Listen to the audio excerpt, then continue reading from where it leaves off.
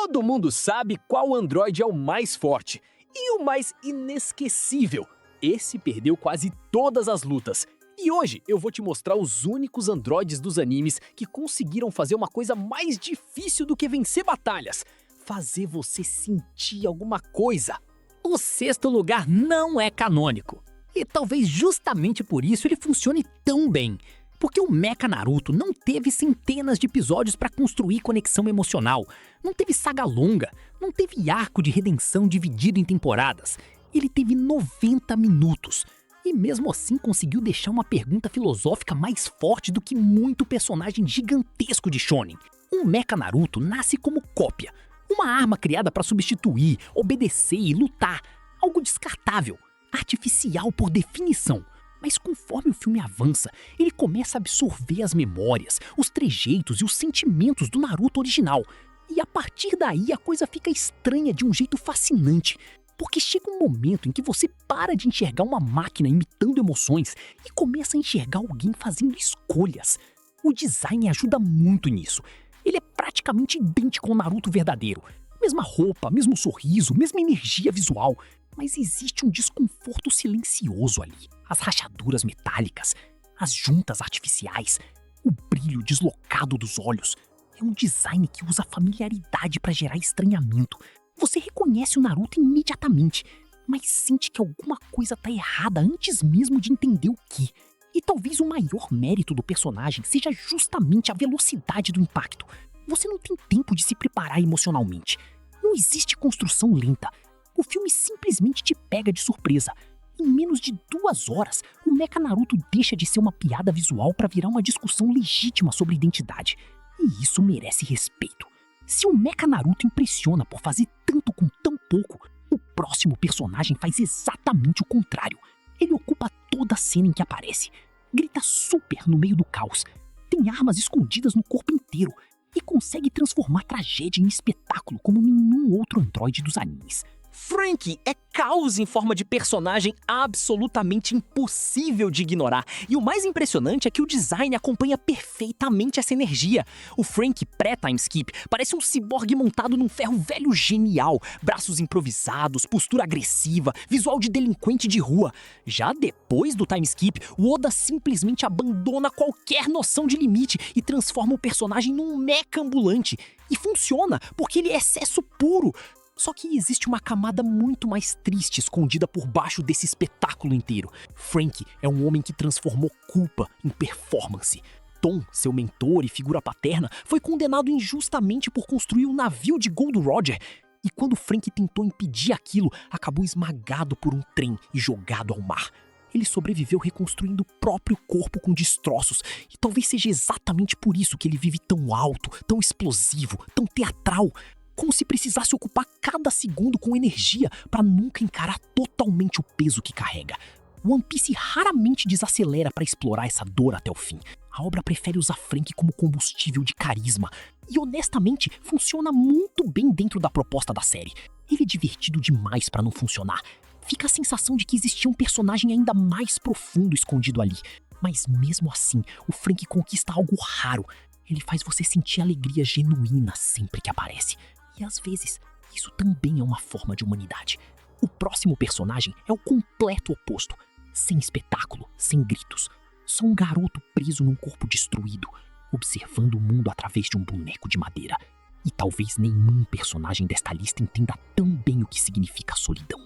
Antes mesmo do anime explicar quem é Mekamaru, você já sente que existe algo triste nele, porque, diferente de quase todos os androides desta lista, o corpo artificial dele não representa poder, representa distância.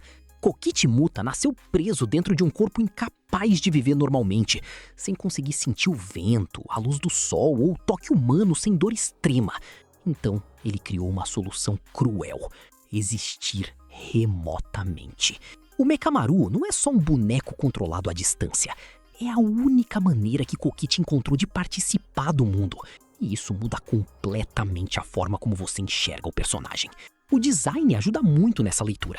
Enquanto o Jujutsu Kaisen normalmente aposta em visuais agressivos e complexos, Mekamaru parece quase rudimentar.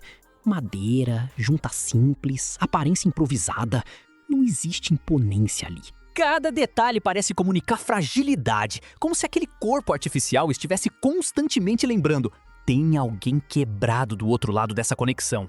Quando ele faz um pacto com Mahito em troca de um corpo funcional, a série coloca o espectador numa posição desconfortável, porque racionalmente você sabe que ele tá errado, mas emocionalmente você entende perfeitamente. Mekamaru não queria dominar o mundo, não queria poder, não queria vingança. Ele só queria viver, e isso torna o desfecho dele quase insuportável de assistir. Poucos personagens provam tão bem que tempo de tela e impacto emocional são coisas completamente diferentes. Porque Mekamaru aparece pouco, mas permanece muito. Os próximos nomes mudam completamente o tom da lista. Porque o terceiro lugar não é o androide que você ama, é o androide que te sufoca. Um vilão que começa monstruoso e termina destruído pelo próprio ego. A saga Cell funciona porque ela entende uma coisa fundamental sobre medo. O medo cresce. Cell não entra destruindo tudo imediatamente. Ele invade a narrativa como uma infecção. Cada episódio aumenta a sensação de que alguma coisa está saindo do controle. Uma cidade desaparece, mais pessoas somem. Ele evolui, escapa, absorve, retorna maior. Dragon Ball Z raramente trabalhou tensão psicológica tão bem quanto aqui. E o mais brilhante é que o próprio design acompanha essa escalada. A forma imperfeita é grotesca, insetoide, visceral. Você olha pra ela e sente desconforto físico. Depois vem a forma semi-perfeita, mais humanoide, mais arrogante, quase satisfeita consigo mesma. E então chega o céu perfeito, simétrico, elegante, calmo, bonito de um jeito perturbador. Você não deveria achar aquele monstro visualmente fascinante, mas acha. E essa contradição torna o personagem ainda mais memorável. Só que o verdadeiro diferencial do Cell não tá no visual, está na sua trajetória emocional invertida. Porque enquanto muitos vilões enlouquecem pelo poder, o Cell faz o caminho contrário. Ele começa controlado e termina emocionalmente pequeno. No início ele é frio, estratégico e paciente. Mas conforme se aproxima da perfeição, o ego cresce junto. Os jogos do Cell resumem isso perfeitamente. Ele não quer apenas vencer, ele quer transformar a destruição em espetáculo. Quer que o planeta inteiro assista a sua superioridade. E quando finalmente perde o controle emocional, o personagem desmorona junto com a própria imagem de perfeição. Essa regressão é o que torna o Cell tão especial. Ele prova que um androide não precisa ter humanidade para deixar a marca emocional. Às vezes, a ausência dela é exatamente o que torna o personagem inesquecível. Mas, se o Cell representa ego absoluto, o próximo personagem representa escolha. Porque o segundo lugar começou como uma arma criada para destruir o mundo e terminou se tornando um homem que encontrou algo pelo qual valia a pena viver. O Android 17 nunca pareceu uma máquina tradicional. E talvez seja exatamente isso que o torna tão interessante. Enquanto vários androides dos animes tentam parecer artificiais, o 17 parece assustadoramente humano. Camisa simples, jeans, visual quase comum. Mas por trás daquela aparência casual existe uma fonte infinita de energia e violência. Dragon Ball acertou em cheio nesse contraste. Porque o 17 não intimida pelo exagero, ele intimida pela tranquilidade. Quando ele aparece em Dragon Ball Z, existe uma sensação constante de que ninguém realmente controla aquele personagem. Nem os heróis, nem o Dr. Gero, nem a própria narrativa. E isso cria uma característica fascinante. O 17 não é cruel por programação. Ele escolhe. Existe autonomia real ali. Só que o que transforma o personagem em algo muito maior acontece anos depois, em Dragon Ball Super.